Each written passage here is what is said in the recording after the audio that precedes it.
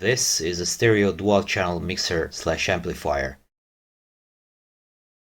It makes it possible to get two separate sound inputs, control the volume, and combine them into a single audio signal, which you can then listen with your headphones.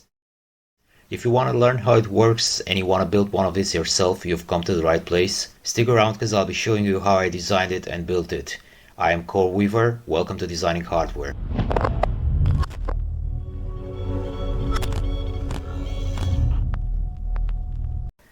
I want to say a few things about what motivated me to design and build this project in the first place.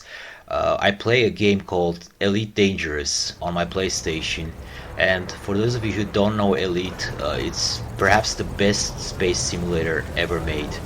This game has a replica of our galaxy, the Milky Way galaxy, containing 400 billion star systems, and you can visit each and every one of these star systems. I mean, just to give you an idea how vast this game is, the total progress that has been made by all the players combined since the launch date of the game, it's somewhere around 0.05%. You can do a lot of stuff, but exploring in this game is one of my favorite things to do, and you can literally lose yourself in the vastness of the space for months at a time. Everything is very time consuming, and I don't want to say it can be boring sometimes, but when I'm out there scanning for new planets in some crazy star system, thousands upon thousands of light years away from our solar system, I often felt the need to listen to some music.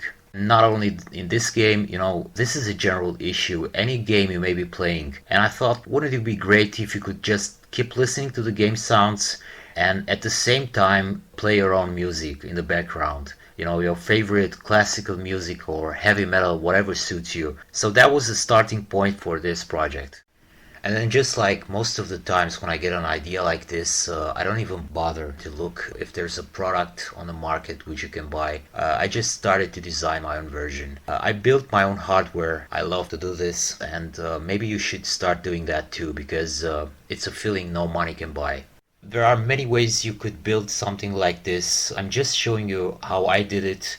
I wanted to use inexpensive parts that I already have, because this chip crisis is starting to get on my nerves, and I try to use parts that I already have. So like always, I start with an idea on a piece of paper and then I go from there. Now let's take a look on this block schematic here. And by the way, I always draw a block schematic whenever I start a new project like this. It's the first thing I do, and it saves me a lot of time. It's very helpful because it gives me an overview of the whole concept, and it's so much easier to improve on the idea and modify something and then starting to work on the electrical schematics. So in this case we have our two audio sources. They're both stereo, so we're going to have a left and a right channel for each of this. We're going to name these signals L1, R1 and L2. R2. We want to go ahead and mix or combine the left channels L1, L2, and we're doing the same thing for the right channels R1 and R2. And these new audio signals, we'll call them L-mix and R-mix. They're both going to go to an audio amplifier. I've decided to use the good old LM386 chip for this. It's kind of old, but it's still being used a lot in a lot of audio projects like this. It has a few cons. It can be a little bit noisy, but we're going to take care of that. And it also doesn't output too much power. And besides, it's a single channel amplifier, so we're going to use two of them. And at this stage, we could connect our headphones right on the outputs of these amplifiers. It could be enough, but here's what I'm going to do. I'm going to add a second amplification stage. I'm going to explain in a moment why I did this. So for this second stage, I'll use the TDA 7050, which is a slightly better amplifier than the LM386. I only need one of them because it's a dual amplifier. It's less noisy, requires almost no additional parts whatsoever, and it's a bit more powerful. In fact, it can drive two small 8-ohm speakers. So a simplified version of the schematic would then look like this. We have our two audio sources, and I'm using dual potentiometers right after the input connectors, and on their wipers I'm going to pick up the audio signals, and then for each channel left and right I mix the two signals, L1 with L2 and then R1 with R2, and I inject them into the audio amplifiers, the LM386 chips, on their non-inverted inputs. And on the outputs, I have another stereo potentiometer, and from there I go to the second amplifier, the TDA 7050 chip. And I have the output jack connector for the headphones on its output. Now again, why do I use this second amplifier here? And I spoke with my father one evening before I started to work on this, and I described to him what I had in mind, and he said, well, that's overkill. You know, why would you amplify that 2 times? And many of you will probably ask the same thing. And here's why. I will place 2 pairs of trimmers here after these potentiometers. So for each one of these signals, I have a 200 kilo ohm trimmer between the wiper of the potentiometer and the amplifier's input.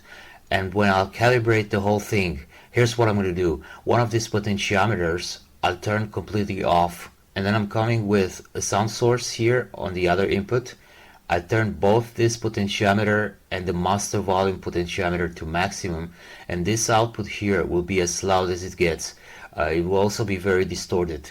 But now I'll start adjusting both of these trimmers here, and that will lower the amplitude of the input signals on these first amplifiers. I will do this till the output will become free of distortions and not very loud. Then I remove this input, this audio input here, turn the pot to 0, and do the same thing for the second input. Adjust these 2 trimmers again till the sound is very clear and not very loud. So now when I want to listen to something, let's say I play a game and I want to listen to some background music, let's say I want something like 20% background music and 80% game sounds. I only have to adjust this potentiometer, and that will set the ratio 20% to 80%. And then from this potentiometer here, the master volume, I can then adjust the total volume, but the ratio, this 20 to 80, will always remain the same. I'm just adjusting how loud the output is going to get. That and the fact that I can also amplify very small signals, since I have 2 amplifying stages here. Plus I can drive some small speakers. I'll have to check with the datasheet first. I believe I can drive 2 8-ohm speakers smaller than 1/4 of a watt.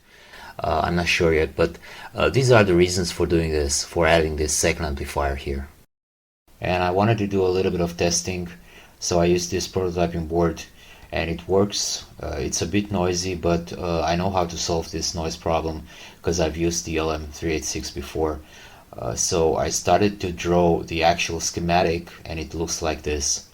These are the audio inputs with the 2 stereo potentiometers, and here you can see the gain adjusting trimmers on all these signals. And from here we're going to the LM386 chips, one for the right channels and one for the left ones. There's not much to say here. The routing is not very critical. I've added some parts to help remove the noise from the audio. This capacitors and this resistor on the inverting pin, and these 2 components here, they also help to filter the output of the amplifier. And you can see this second amplification stage done by this chip, and then we go to the output connector. These capacitors here, you may need them or not. It depends a lot on what type of connectors you may want to use. I recommend you solder these capacitors as close as possible to this connector.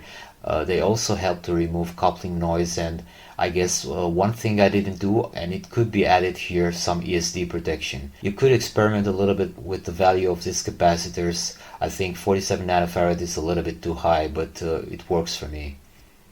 And all the components I used are through-hole terminal packages.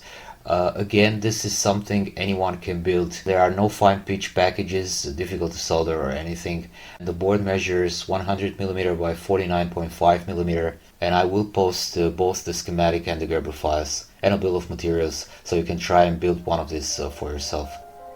So I'm going to start soldering now, and you can sit back and enjoy.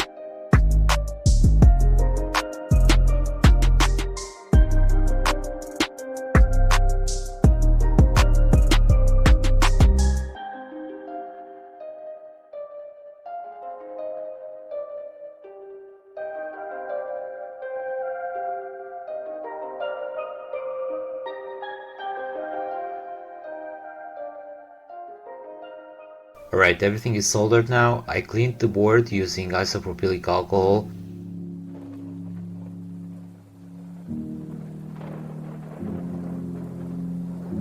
Just want to mention again, if you don't want to use this chip, this second stage of amplification, fine, you don't need to. I explained you my reasons. It's really up to you. If you don't want to use it, you just have to bridge pin number 1 with pin number 7 on the PCB here, and also pin number 4 with pin number 6. And that will redirect these inputs here on the output connector. And obviously you don't need this decoupling capacitor either, C24. Alright, so before I can use this properly without blowing my ears off, I have to calibrate it first. So I'm gonna do all those steps I already told you about. I have my phone, which is gonna be the sound source, and I'm gonna plug it in the first input connector. The power supply cable, 5 volts, maximum 400 milliamps, so you can plug it on pretty much any USB port. And then I have my earphones plugged in the output connector.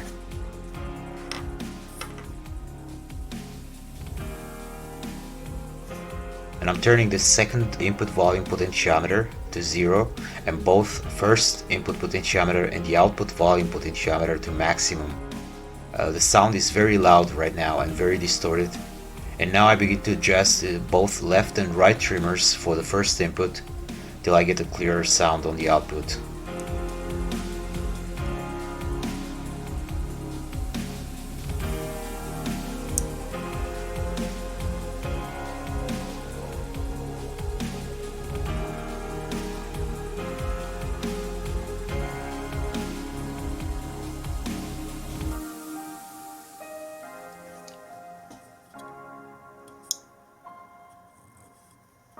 Then I repeat this procedure for the second input connector.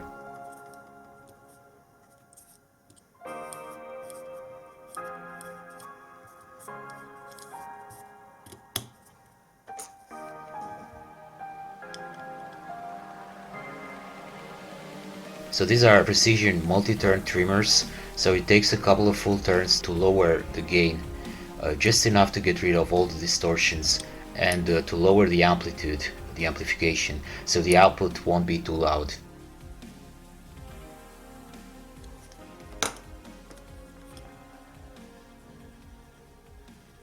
And that's it, that's all there is, nothing complicated.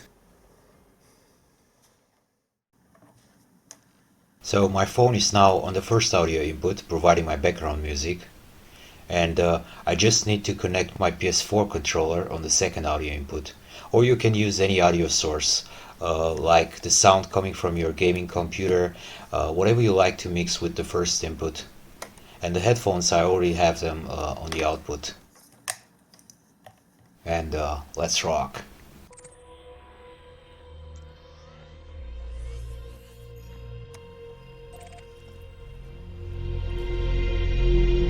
Frameshift drive charging.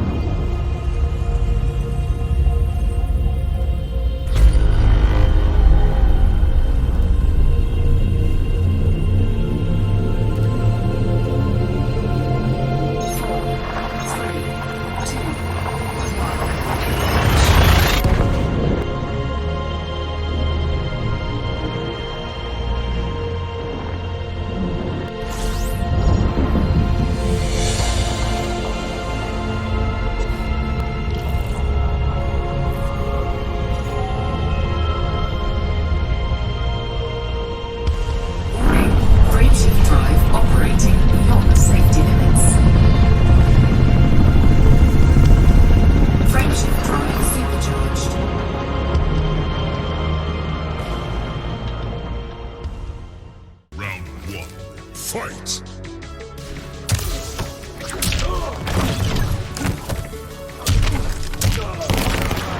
Insufficient.